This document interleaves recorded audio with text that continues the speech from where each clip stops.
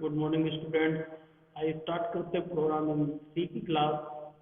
Programming C की class start करने से पहले मैं आप सभी को नए वर्ष की हार्दिक शुभकामनाएं दे रहा हूं और सभी को नए वर्ष की हार्दिक शुभकामनाएं। इसके साथ ही मैं आपको ये भी जानकारी बताना चाहूँगा कि बहुत जल्द हमारे कॉलेज में भी क्लासेस स्टार्ट होने वाली हैं। आप माखनलाल की साइट में देख सकते हैं। माखनलाल की वेबसाइट में आदेश आ चुका है। जैसे ही हमारे ऑर्गेनाइजेशन का डिसीजन होगा आप लोगों तक इंफॉर्मेशन पहुंचाई जाएगी और आपके व्हाट्सएप ग्रुप में इसकी इंफॉर्मेशन बहुत जल्द मिल जाएगी और इसके बाद हम सीधे ऑनलाइन क्लासेस ना लेकर ऑफलाइन क्लासेस स्टार्ट करेंगे। जिनको प्रैक्टिकल में प्रॉब्लम होती थी वो प्रॉब्लम भी सॉल्व हो जाएगी और अभी तक जो मैंने पढ़ाया इसलिए वो आप कॉपी में नोट करके रखें और उस कॉपी को लेकर आना होगा। सीधे लाइव में आपको प्रैक्टिकल करना होगा। तो अभी तक जो भी मैंने बताया, जो भी मैंने नोट्स दिया वो आपके कॉपी में होना चाहिए। जो भी प्रोग्राम बनवाए वो सारे कॉपी में होना चाहिए, जिससे बिना समय ड्यूरेशन को कम करते हुए, बिना समय गवाए हुए सीधे हम लाइव करेंगे और जो भी प्रॉब्लम्स होगी वो सारी प्रॉब्लम्स मैं आपकी लाइव में सॉल्व करूंगा। इसलिए सभी लोग ध्यान दें। जिन लोगों ने नहीं लिखा है वो कॉपी में लिखकर जरूर रखें, क्योंकि वही आपके लिए इम्पोर्टेंस होगा। इस समय आपको फिर कॉपी में लिखने की आवश्यकता नहीं होगी, ना आपके पास टाइम। ओके, तो बहुत जल्द ऐसी इंफॉर्मेशन आपको मिलने वाली है। इसलिए आप अभी ऑनलाइन क्लासेस को देखते ही जाएं, जिससे कोई प्रॉब्लम ना हो, आपको समझ में आता है। क्योंकि जो भी क्लास स्टार्ट होगी आगे से ही होगी। जहाँ तक मैंने पढ़ा दिया है उसके बाद ही हम पढ़ेंगे, इसलिए जो भी पढ़ाया है वो ऑफलाइन में संभव नहीं है, क्योंकि हमें सिलेबस भी देखना है। ओके, लेकिन आपको प्रैक्टिस करने का मौका देगा। आपकी जो क्वेरी होंगी, आपकी जो प्रॉब्लम्स होंगी, वो पूरी प्रॉब्लम्स हम सॉल्व करेंगे। ओके, तो आइए स्टार्ट करते हैं आज की क्लास। आज की क्लास में मैंने पिछली क्लास में कुछ कॉन्सेप्ट बताए थे आपको, फैक्टोरियल का, प्राइम नंबर का, शायद आप लोगों ने चलाया होगा। और ये एक इम्पॉर्टेंट प्रोग्राम थे जो अक्सर पूछे जाते हैं प्रोग्रामिंग लैंग्वेज में, आपको बनाने को मिलते हैं, उनके कॉन्सेप्ट को पूछा जाता है, उनको मैंने बताया। आज भी मैं एक दो प्रोग्राम का कॉन्सेप्ट लाया हूँ जो आपको बताने जा रहा हूँ। सबसे पहले एक कॉन्सेप्ट मैं आपको बताने जा रहा हूँ, फिबोनाची सीरीज। क्या होती है फिबोनाची सीरीज और इसका क्या यूज है और इसको कैसे हम डेवलप करते हैं, इसका प्रोग्राम सबसे ज़्यादा यूजफुल। ये भी पूछा जाने वाला क्वेश्चन है। फिबोनाची का प्रोग्राम पूछा जाता है अक्सर एग्जाम में, इसलिए मैं आज आपके लिए लेकर आया हूँ फिबोनाची क्या होती है। फिबोनाची देखिए क्या होती है, प्रीवियस वैल्यू में जो वैल्यू जोड़ती जाती है वो फिबोनाची सीरीज कहलाती है। कैसे? जैसे 0 और 1, तो क्या हो जाएगा 1, और फिर 1 और 1 दो जुड़ेंगे, क्या बन जाएगा 2, फिर 2 और 1 जुड़ेंगे तो क्या बन जाएगा 3, फिर 3 और 2 जुड़ेंगे तो 5, फिर 5 और 3 जुड़ेंगे तो 8, और फिर 5 और 8 जुड़ेंगे तो 13, और फिर 8 और 13 जुड़ेंगे तो 21। ऐसे सीक्वेंस में वैल्यू जोड़ते हुए चले जाते हैं। जैसे 0 से स्टार्ट हुआ, फिर 0 और 1 तो क्या आ जाएगा 1, फिर 1 और 1 क्या आ जाएगा 2, और फिर 2 और 1 क्या आ जाएगा 3, और 3 और 2 क्या आ जाएगा 5, फिर 5 और 3 8 क्या आ जाएगा 8, और फिर आपका 8 और 5 क्या बन जाएगा 13। ओके, फिर 13 और 8 क्या बन जाएंगे आपके 21। इस प्रकार से हम वैल्यू को जोड़ते हुए फिर जुड़ जाएगा 21 और 13 फिर जुड़ सकते हैं। ऐसी एक लंबी सीरीज हम कहीं तक भी निकाल सकते हैं। ये क्या कहलाती है? Fibonacci series.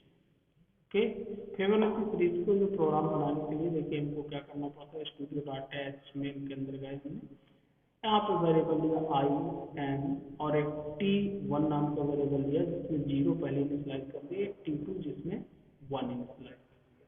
ओके, और एक वेरिएबल लिया है नेक्स्ट का। वेरिएबल हमें कई लेना पड़ता है, 5 वेरिएबल हमने लिए।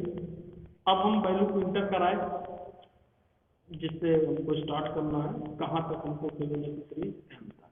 ओके, फिबोनाची सीरीज हमने प्रिंट करा दिया। इसके बाद लूप चलाया कहाँ से, 1 से कहाँ तक, एम तक, जो भी वैल्यू हम इंटर कर देंगे वहां तक लूप चले।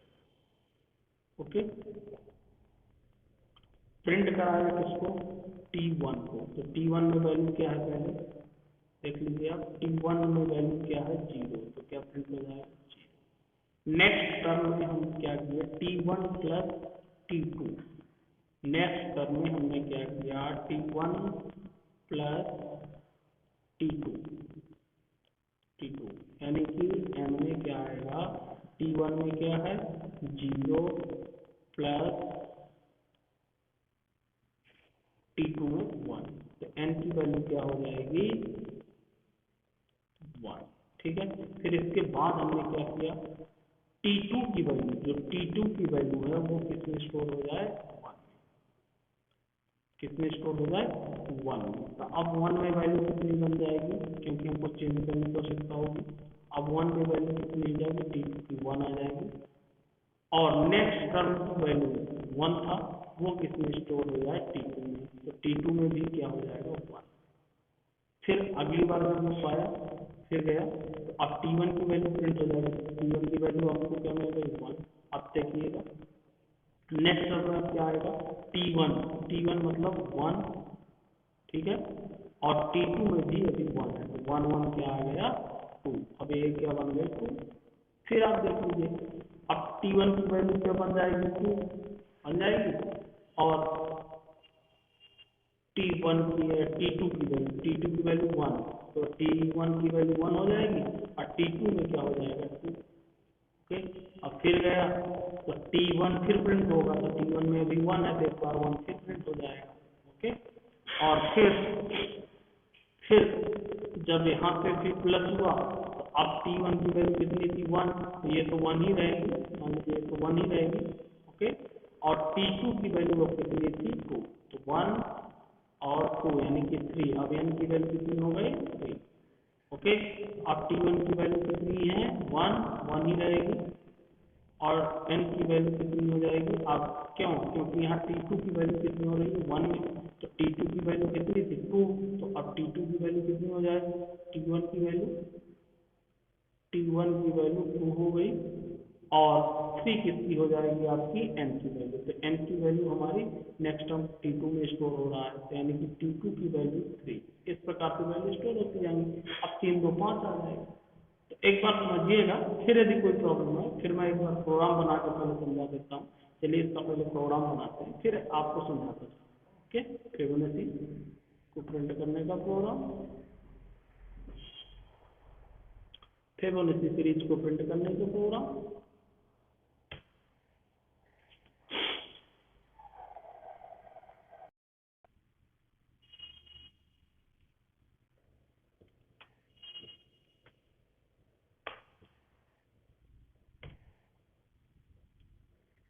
चलिए आज मैं फाइल भी लगा देता हूँ,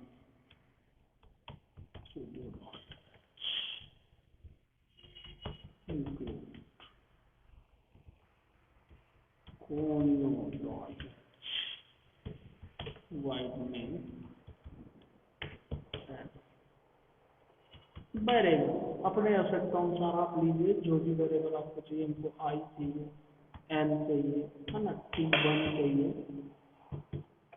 T1 इक्वल हमको 0 देना है, T2 चाहिए हमको, और T2 बराबर हमको 1 देना है, और नेक्स्ट टर्म NT मैंने ले लिया एक। ओके, अपनी आवश्यकता अनुसार हम वेरिएबल लेंगे। प्रिंटफ मैंने किया, inter value, enter the number of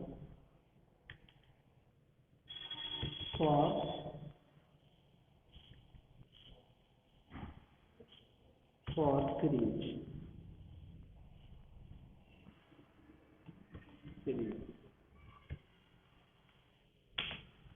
range. ठीक है, मैसेज आप अपने अकॉर्डिंग जो भी डिस्प्ले कराना चाहते हैं वो दे सकते हैं।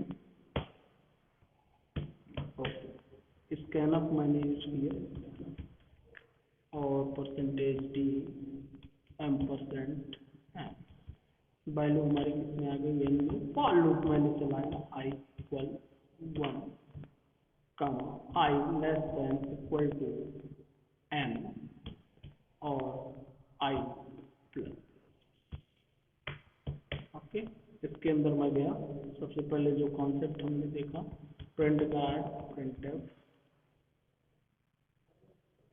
यहाँ यदि आप देना चाहें फिबोनाची सीरीज जैसा कि हमने यहाँ पे दिया था, ये आप दे सकते हैं कि यदि मैसेज आपको चाहिए, जैसे ये यहाँ तक आपको प्रोसेस हमने बता दिया। यदि आपको चाहिए फिबोनाची सीरीज प्रिंट हो तो वो आप दे सकते हैं फॉर लूप के पहले, उसके बाद फिर नेक्स्ट टर्म। ओके,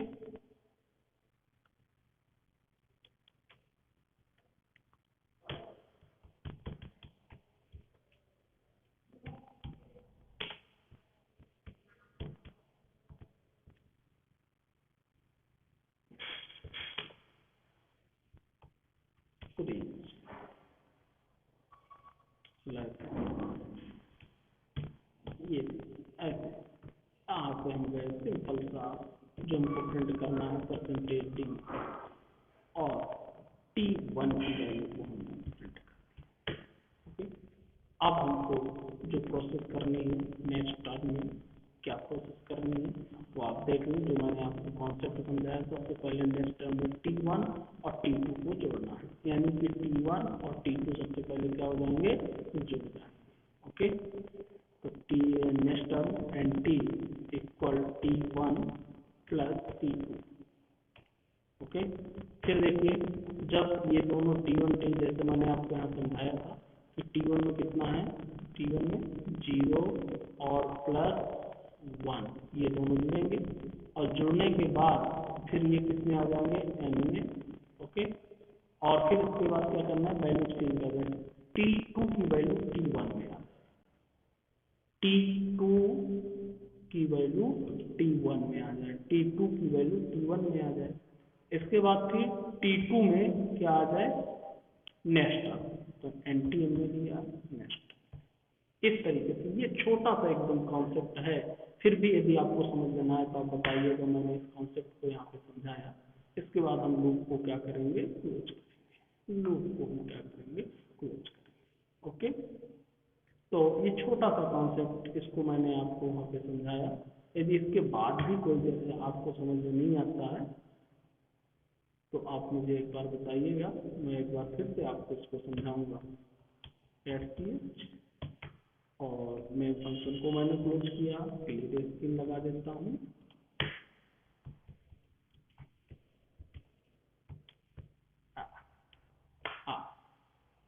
यहाँ पे आप रेंज देंगे, मान लीजिए मैंने 5 दिया, ये देखिए /t लगाया हमने, या /n लगा देता हूँ, जैसे लाइन चेंज हो जाएगी।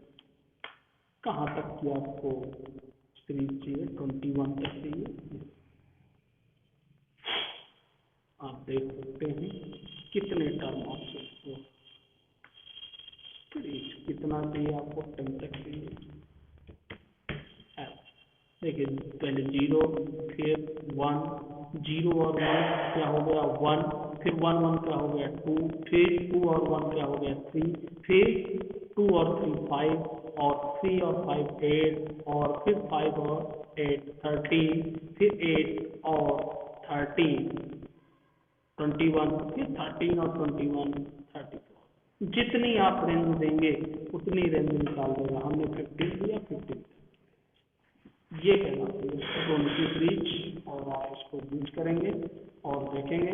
यदि इसके कॉन्सेप्ट में कोई भी प्रॉब्लम हो तो आप मुझे बताइएगा, मैं इस कॉन्सेप्ट को समझाने की कोशिश करूँगा।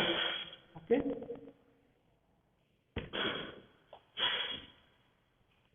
तो आज हमने फिबोनाची सीरीज सीखा। नेक्स्ट एक कॉन्सेप्ट और मैं आपको बताने वाला हूँ, Armstrong. A positive integer is called Armstrong order A. Armstrong क्या होता है, आर्मस्ट्रांग के बारे में मैं आज बताने वाला हूँ आपको। आर्मस्ट्रांग का प्रोग्राम पूछा जाता है, ABCD जैसे दिया है। In the case of Armstrong number of 3 digit, मान लीजिए 3 डिजिट का कोई आर्मस्ट्रांग नंबर है, ठीक है। The sum of cube for each digit is equal to number itself. बहुत सिंपल सी बात है, यदि जितने डिजिट का आपका नंबर है उसके अकॉर्डिंग उसमें n लगेगा। जैसे यहाँ पे 1 2 3 4 डिजिट का है, 1 2 3 4 ऑर्डर बनेंगे, ऑर्डर के अकॉर्डिंग बनता है, उतने के उसमें घात लगती है, यानी कि यहाँ पे क्यूब लगेगा। फॉर एग्जाम्पल 153 को समझते हैं कैसे। 153 3 डिजिट है, तो इन तीनों में 3 का क्या होगा, 3 बार मल्टीप्लाई क्यूब बनेगा। ठीक है, जैसे 1 का 3 बार, ये देखिए निकाला गया, फिर 5 का 3 बार और फिर 3। यदि 4 होते तो कितने बार करना पड़ता आपको, 4। और इसके बाद जोड़ने के बाद यदि वैल्यू 153 आती है, इसको जोड़ने के बाद भी यदि वैल्यू 153 आती है तो वो आपका क्या कहलाएगा, और आप जोड़िए कैसे। मैं यहाँ पे कैलकुलेटर या एक्सेल में थोड़ा सा समझा देता हूँ जिससे आसान होगा। कोई भी चेक करके यहाँ पे आप थोड़ा सा समझने की कोशिश करिएगा। बहुत सिंपल तरीके से आर्मस्ट्रांग को समझाते हुए मैं, आर्मस्ट्रांग वैल्यू 153 है भाई, 153। ठीक है, थोड़ा सा इसको बोल्ड कर लेते हैं और फॉन्ट भी बढ़ा लेता हूँ आपके समझने के लिए। 153 में इक्वल टू 1 का 3 बार गुणा होगा, आप जानते हैं क्या आएगा, क्या आएगा, 1 ही आएगा।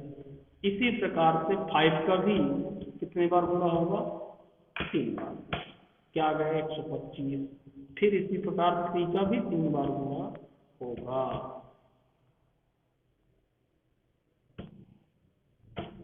27। और इसके जोड़ने के बाद यदि इन तीनों को हम जोड़ देते हैं, इन तीनों को यदि मैं जोड़ देता हूं तो यदि वैल्यू सेम आती है तो वो आर्मस्ट्रांग है। ये देखिए वैल्यू हमारी क्या आ गई, 153, यानी कि दैट इज आर्मस्ट्रांग। ओके, इसी प्रकार से आप कोई भी नंबर चेक कर सकते हैं। 145 है, 145 में 1 का कितने बार गुणा होगा, 3 बार, 1 ही आएगा।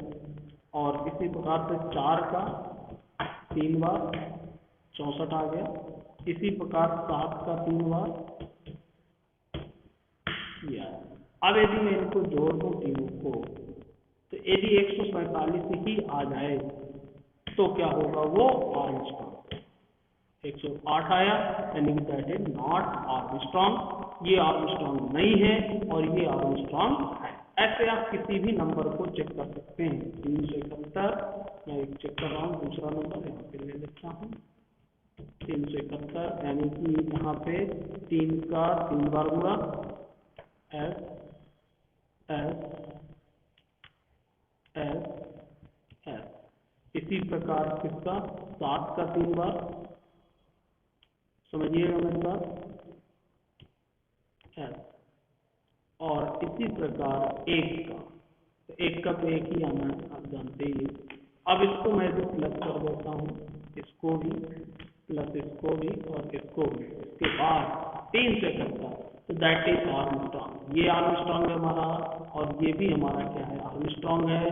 और ये आर्मस्ट्रांग नहीं है, ये आर्मस्ट्रांग नहीं है। ओके, और ये दोनों हमारे क्या हैं, आर्मस्ट्रांग हैं।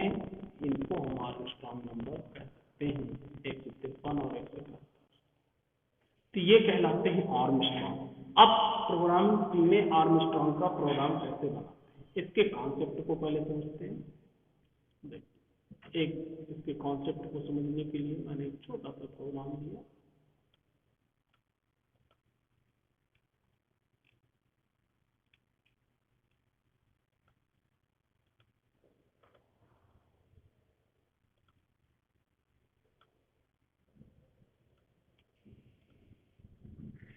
एक छोटा सा प्रोग्राम समझते हैं।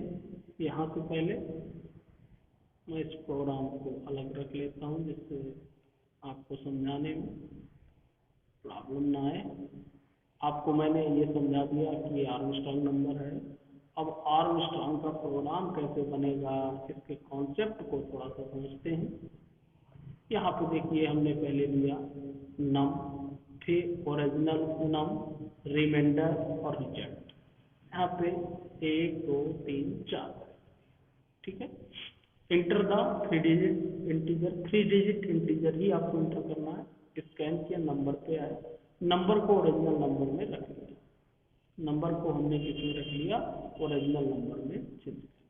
ओके, लूप लगाया, while loop not equal to 0, जब तक ओरिजिनल नंबर क्या ना हो जाए, 0 ना हो जाए, तब तक इसको क्या करना है, remainder contain the last digit, remainder निकालना है। कैसे, ओरिजिनल नंबर से 10 को डिवाइड करना है। ओरिजिनल नंबर मान लीजिए दिया हमने 153। ओके, बात समझ में आ गई। अब यहाँ पे समझिएगा, ओरिजिनल नंबर हमारा क्या हुआ, 153। ओके, इस पे मॉडुलस निकलेगा 10, 10 का भाग दीजिए, तो मॉडुलस में क्या बचेगा, मॉडुलस। ओके, आप 10 का भाग इसमें दीजिए, इसमें तो मॉडुलस जो निकालेगा वो क्या निकालेगा, जो मॉडुलस इसका निकलेगा यानी कि लास्ट वैल्यू रिजल्ट में जो स्टोर करेगा उसको 3 बार मल्टीप्लाई, उसको 3 बार मल्टीप्लाई करके। तो पहले मैं मॉडुलस निकाल के आपको दिखा रहा हूँ। मैं एक छोटा सा पहले प्रोग्राम बनाता हूँ, फिर इसको डिवाइड, इसके कॉन्सेप्ट को पहले मैं समझाता हूँ, फिर इसके बाद में आगे मॉडुलस कैसे निकलेगा। मैं इस प्रोग्राम को डिवाइड करके आपको समझाने की कोशिश करूंगा जिससे आपको समझ में आता है। चलिए मैं इसी में चेंज कर देता हूँ, ये तो आपका बन गया, इसी में ले लेते हैं, एक नाम ले लिया, एक ओआरजी नाम लिया, और एक हमको क्या जरूरत है, एक नाम ले लिया, एक ओआरजी नाम ले लिया, और एक हमको क्या चाहिए, मैं इसी की तरह एकदम सेम प्रोग्राम आपको बना देता हूँ जिससे प्रॉब्लम हो। रिमाइंडर चाहिए और रिजल्ट चाहिए, रिमाइंडर और रिजल्ट चाहिए, रिमाइंडर और रिजल्ट। ओके,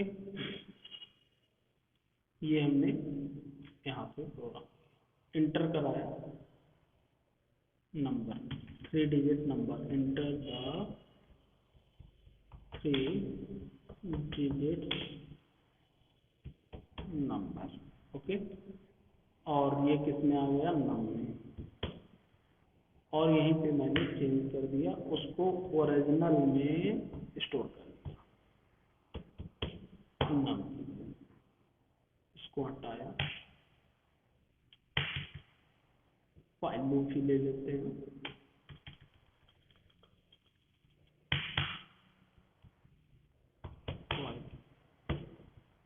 अब देखिए जो कंडीशन इसमें लगा है इसको ध्यान दीजिए, यहाँ तक आपको बात समझ में आ गई। Condition, original number not equal to 0, जब तक ओरिजिनल नंबर आपके 0 के बराबर ना हो जाए, ठीक है, जब तक ओरिजिनल नंबर आपका 0 के बराबर ना हो, नॉट इक्वल टू 0। ओके, तब तक देखिए क्या करना है इसको। अब इसके मैं एक कॉन्सेप्ट को पहले आपको समझाऊंगा, इसको क्या करना है, इसको हटा देता हूँ मैं, इसको रिमाइंडर निकालना है, और रिमाइंडर निकालने के लिए क्या करना है, इसके रिमाइंडर को स्टोर करना है, REM हमने जो लिया रिमाइंडर के लिए equal to, okay, ORN original number modulus 10। Okay, हमने रिमाइंडर निकाला है, और रिमाइंडर निकाल के इसको मैं प्रिंट करा, किसको, REM, क्या निकल के आएगा। ओके, सिर्फ इतना करना प्रोग्राम के लिए, इंटर 153 ही इंटर कर रहे, क्या निकला, रिमाइंडर 3 निकला। लूप चूंकि चल रहा है, लूप की हमने अभी कंडीशन स्पेसिफाई नहीं की थी एक्चुअल में,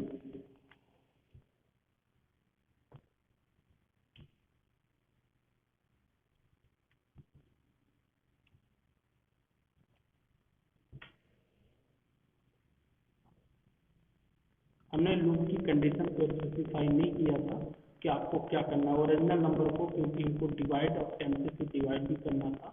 reviewing last digit from the original number, यानी कि रिमाइंडर जो हमारा निकलता है वो क्या निकलता है, मैं ये समझाना चाह रहा था 3। रिमाइंडर में क्या निकल के आ जाएगा 3, यानी कि इस नंबर में जब मैं 10 का भाग दूंगा इसमें तो क्या निकलेगा 3।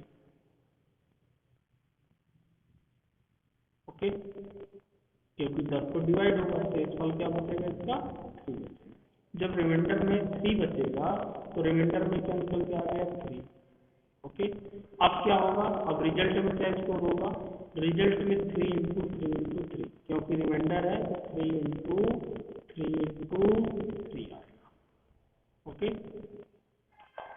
इसके बाद एक किसमें स्टोर हो जाएगा रिजल्ट में।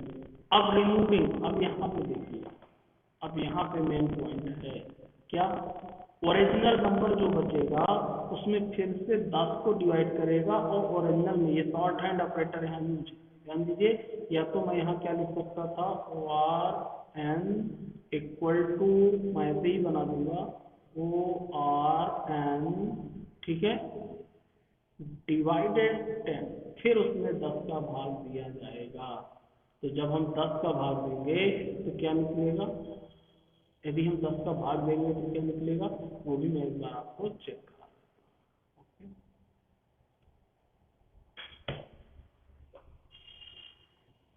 सेव नहीं किया था, इस बार हम सेव कर लेंगे प्रोग्राम को। वाइट में इसके थोड़ा सा कॉन्सेप्ट को समझने में समय, इसलिए मैंने अलग अलग कॉन्सेप्ट पे बनाया इसको। NUM नम लिया, ORN लिया मैंने, रिमाइंडर लिया मैंने, रिजल्ट लिया। मुझे फिलहाल इसमें वेरिएबल की ज़रूरत है और मैंने यहाँ पे सीधा चेक कराया है printf inter 3 digit number. Okay, semicolon is kind of percentage ampersand MUM और ORN इक्वल MUM मैंने स्टोर कराया दोनों को, फाइल लूप लगाया और फाइल लूप तब तक ORN नॉट इक्वल टू 0, जब तक 0 ना हो जाए। ओके, तब तक अभी इसने रिमाइंडर निकाला था, एक बार रिमाइंडर हमने निकाला था, अभी जो मैंने चेक कराया आपको कि रिमाइंडर स्टोर कराया था मैंने, रिमाइंडर पे निकाल करके R इक्वल टू जो भी ORN में आया मॉड्यूलस 10 रिमाइंडर निकाला। ओके, और फिर रिजल्ट में हमने क्या स्टोर किया,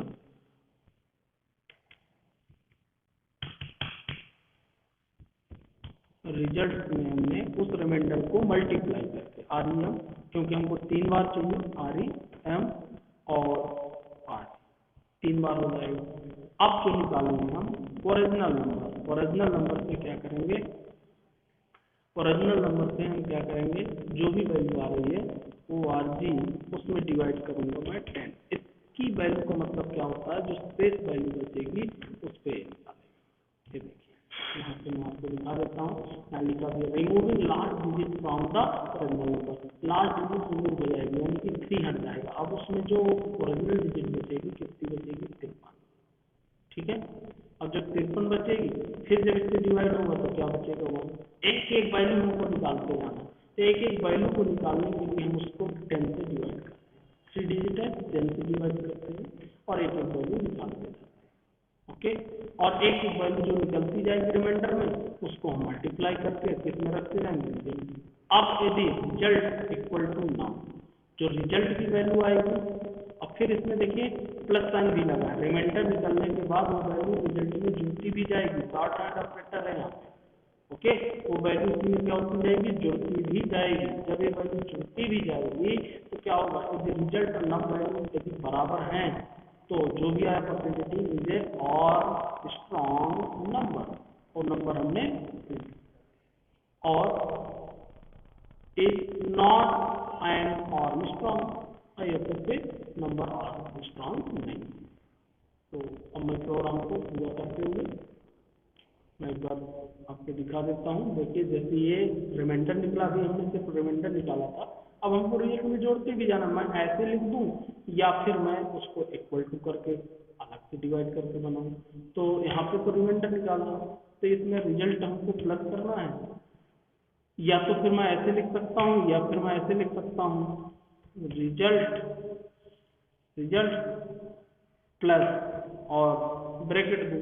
ये भी बात वही हुई, ये आपको मैं पहले समझा चुका हूँ। शॉर्ट हैंड ऑपरेटर यूज कर सकता हूँ या तो फुल मैं इसको यूज कर सकता हूँ।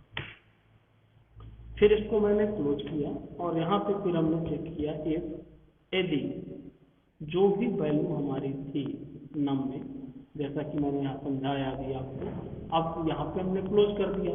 इसके बाद रिजल्ट और नम को हमको चेक करना है। यदि दोनों बराबर हैं, यदि दोनों बराबर हैं तो आर्मस्ट्रांग है, तो यहाँ चेक कर दें रिजल्ट इक्वल टू नम। यदि दोनों की वैल्यू बराबर है तो printf double quotation percentage D is an और स्ट्रॉन्ग नंबर, ठीक है, और गामा नम, ओके। आई यदि ऐसा नहीं है print percentage D is an not और स्ट्रॉन्ग नंबर। मैंने इस प्रोग्राम को बहुत आसानी से आपको 2-3 बार समझाने की कोशिश किया, बहुत डिवाइड करके बताया है जिससे आपको आसानी से समझ में आए। लास्ट में तो हमारा क्लोज ही होगा, गेट सीरियस सेमीकोलन और मेन क्लोज, ओके। इस तरीके से अब मैं एक बार इसको रन करता हूँ, इसको सेव कर देता हूँ पहले में, प्रॉब्लम ना हो। ये कई बार एग्जाम में पूछा जाने वाला क्वेश्चन है। arm.c से मैंने इसको सेव किया, कंपाइल किया, रन। अब यहाँ पे 3 डिजिट में 153 is an not Armstrong number. कहीं गड़बड़ है, क्योंकि 153 हमारा क्या है, आर्मस्ट्रांग नंबर है और ये बता रहा है नॉट। तो हम एक बार चेक करेंगे कि ये प्रॉब्लम हमको क्यों आ रही है, ठीक है। यहाँ पे आपने रिमाइंडर निकाला है, फिर रिजल्ट निकाला है, और रिजल्ट जो है यहाँ पे मैंने मल्टीप्लाई प्लस किया था शॉर्ट हैंड ऑपरेटर के रूप में। एक बार चेक कर लेता हूँ, इसको क्लियर स्क्रीन भी लगाना है। 153 नॉट आर्मस्ट्रांग, देखिए इससे कोई इफेक्ट नहीं है, आप देख सकते हैं। क्लियर स्क्रीन लगा देते हैं, ये देखिए मैं चाहे ऐसे इसको यूज करूं या फिर मैं जैसा लिखा था, पहले एक समझा देता हूँ। रिजल्ट, ये देखिए ये एक्सप्रेशन है और यहाँ पे जो यूज की गई है वो शॉर्ट हैंड ऑपरेटर है। तो आप चाहे शॉर्ट हैंड ऑपरेटर यूज करें या फिर आप अलग अलग यूज करें, उससे कोई भी प्रॉब्लम आने वाली नहीं।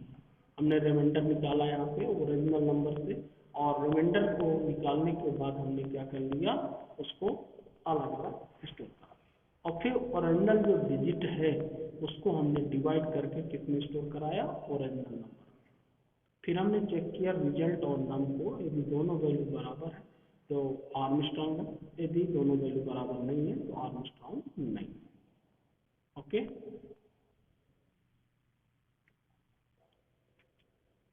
तो एक बार मैं फिर से प्रोग्राम को चेक करते हुए, नॉट इक्वल टू 0, ठीक है। ओरिजिनल हमारा ओरिजिनल वैल्यू है इक्वल टू इफ रिजल्ट में क्या आ जाएगा हमारा, प्लस की वैल्यू आ जाएगी रिमाइंडर के बाद, और यदि नम वैल्यू बराबर है तो इज एन आर्मस्ट्रांग, और यदि बराबर नहीं है तो इज एन नॉट आर्मस्ट्रांग, ठीक है। अब हम चेक कर लेते हैं एक बार ऐसा क्यों आ रहा है। मैं यहाँ पे दोनों वैल्यू प्रिंट करा रहा हूँ, नाम को भी प्रिंट करा रहा हूँ और जब ऐसी समस्या आए तो आप ऐसे चेक कर सकते हैं रिजल्ट को कि डिफरेंस कहाँ आ रहा है, रिजल्ट को भी प्रिंट करा रहा, ठीक है। और इसमें भी दोनों वैल्यू प्रिंट करा लेते हैं, परसेंटेज कॉमा रिजल्ट, ओके। अब मैंने इसको चेक करा 153 ये देखिए वैल्यू रिजल्ट में गलत आ रही है, कहीं ना कहीं हमारे रिजल्ट पे प्रॉब्लम है, 14 और 79 आ रहा है। तो ये रिजल्ट जो हमारा स्टोर कर रहा है वो कहीं ना कहीं ये प्रॉब्लम कर रहा है, ये जो कॉन्सेप्ट है हमारा इसमें कहीं ना कहीं प्रॉब्लम है। तो इस प्रॉब्लम को अब हम सॉल्व कैसे करेंगे, देखिए मैं यहाँ पर रिमाइंडर को निकाल दिया था, मुझे रिमाइंडर 3 ही मिला था। अब यहाँ पे मैं ओरिजिनल वैल्यू को प्रिंट करूँगा, यहाँ पे पहले रिजल्ट प्रिंट कर लेते हैं। मैं आपको सॉल्व करना भी बता रहा हूँ किस प्रकार से आप प्रॉब्लम को सॉल्व करते हैं, फाइंड आउट करते हैं। यदि प्रोग्राम में प्रॉब्लम आती है तो उस प्रोग्राम को आप कैसे सॉल्व कर सकते हैं, मैंने इसके कई एग्जाम्पल आपको बनाए हैं जिसको आप चेक कर सकते हैं। ऐसा क्यों हो रहा है, तो इस प्रॉब्लम के लिए सिर्फ एक ही प्रॉब्लम है कि ऐसा रिजल्ट में क्यों हो रहा है, क्योंकि हमने रिजल्ट में कोई भी वैल्यू स्टोर नहीं किया है। और मैं आपको बता दूं, ये मैं बताना चाह रहा था, आपने कभी देखा नहीं होगा कि यदि हम वेरिएबल में कोई भी वैल्यू यूज नहीं करते हैं उसमें गार्बेज वैल्यू स्टोर, क्या स्टोर हो जाती है, गार्बेज। इसलिए ये प्रॉब्लम हो रही है। पहले मैं आपको प्रॉब्लम दिखाना चाहूँगा फिर उसको सॉल्व, ओके। जैसे मैं यहाँ पे यदि ऐसी कहीं प्रॉब्लम है तो आप कैसे उसको फाइंड आउट करेंगे, यहाँ पे आप रिजल्ट को प्रिंट करिएगा, रिजल्ट, ओके। अब देखते हैं रिजल्ट में हमको क्या मिलता है, ठीक है। एक बार यहाँ फाइंड आउट, मैं यहाँ पे गया 153 एंटर किया, देखिए रिजल्ट में ये वैल्यू मिल रही है 13, 16, कोई भी वैल्यू, कोई मतलब की वैल्यू नहीं है। यहाँ पे सिलेक्शन लगा देता हूँ। अब आप एक बार यहाँ रिजल्ट में प्रिंट करिएगा, जैसे हम यहाँ रिमाइंडर कर रहे हैं ना, यहाँ रिमाइंडर के बाद ये रिजल्ट, इसलिए गार्बेज वैल्यू होने के कारण, इसलिए हमेशा जब भी हमारे कोई वैल्यू ले उसको 0 इनिशियलाइज कर दें कि कोई भी वैल्यू ना हो। अब ये पूरी प्रॉब्लम सॉल्व हो, मैं सिर्फ 0 का आंसर था, जानबूझ के मैंने किया था जिससे आपको पता जाए 153 इज है और एकदम राइट, ओके। सिर्फ प्रॉब्लम किसकी थी, 0। इतना बड़ा फर्क पड़ता है प्रोग्राम में, मैं जानबूझ के इसको हटा रखा था कि आपको समझ में आ जाए। यहाँ पे 0 नहीं दिया था, मैंने इसको इनिशियलाइज नहीं किया था क्योंकि यहाँ गार्बेज वैल्यू में प्रिंट कराना था। गार्बेज वैल्यू का मतलब होता है कचरा वैल्यू। यदि जैसे हमने इसमें रिजल्ट में कुछ भी नहीं प्रिंट किया और मैं यहाँ पर रिजल्ट यदि प्रिंट कर दूँ, सिर्फ आपको देखने के लिए मैं रिजल्ट प्रिंट कर रहा हूँ, देखिए आपको क्या मिलेगा, परसेंटेज डी सिलेक्शन लगा देते हैं जिससे हमको पता चल जाए, ओके।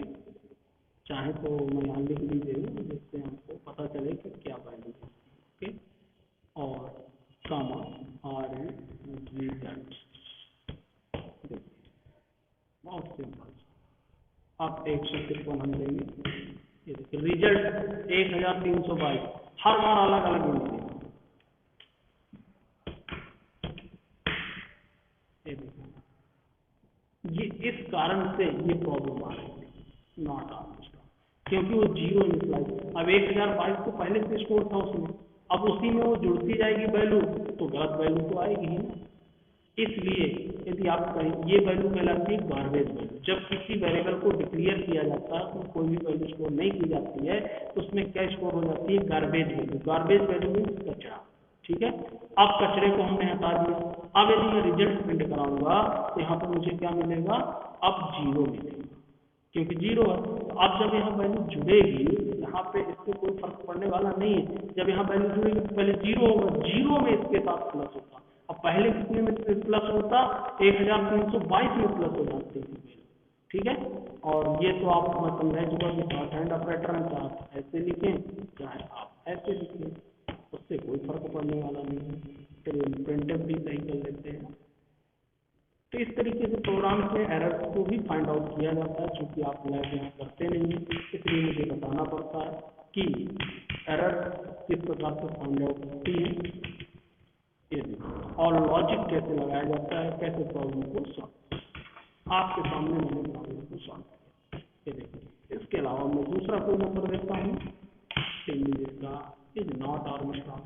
आप देखना चाहते हैं तो वो भी कर लीजिएगा कि यदि आर्मस्ट्रांग नहीं है तो उसकी वैल्यू कितनी आ रही है। जो किया था अच्छा ही आपको उसका रिस्पॉन्स मिलेगा, जिससे हमको पता चल जाएगा। ऐसा आप कर लीजिए, थोड़ा सा और चेंज कर देता हूँ मैं, टाइम तो लग ही गया। नम इक्वल और इधर कर देंगे हम result equal, result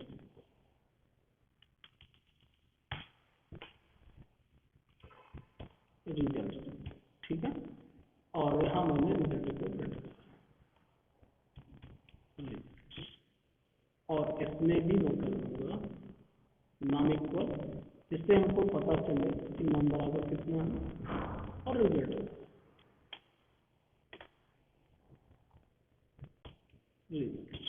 percentage D, और इधर भी मैंने रिजल्ट को प्रिंट। अब देखिएगा थोड़ा सा आउटपुट अच्छा आपको लगेगा। अब देखिए 153 हमने दिया, देखिए num equal 153 is Armstrong number, result equal 153, दोनों की वैल्यू सेम है इसलिए आर्मस्ट्रांग। आइए आप मैसेज अपने अकॉर्डिंग करेंगे, both number is equal to called the Armstrong, ऐसा भी आप दे सकते हैं, वो आपके ऊपर डिपेंड करता है। जैसे 485 दिया तो नम इक्वल 485 है, लेकिन रिजल्ट इक्वल इसमें कितना आ गया 701, इसलिए 485 is and not Armstrong number. Okay, तो इस प्रकार से आप प्रोग्राम को बनाइएगा, फिर समझिएगा, अलग अलग तोड़ करके इसको प्रिंट करिएगा। एक प्रोग्राम पहले आप जैसे मैंने रिमाइंडर का बनाया था वैसे निकालिएगा, ओरिजिनल वैल्यू को निकालिएगा, इससे आपको और समझ में आएगा रिमाइंडर और ये ओरिजिनल वैल्यू कैसे डिफरेंट है। ओके, तो आज की क्लास में यहीं पर क्लोज कर रहा हूँ क्योंकि काफ़ी समय हो चुका होगा। और फिर एक रिमाइंडर, और यदि आपको डिवाइड में प्रॉब्लम आए तो बताइएगा, ये प्रोग्राम सिंपल प्रोग्राम भी मैं समझा। ओके।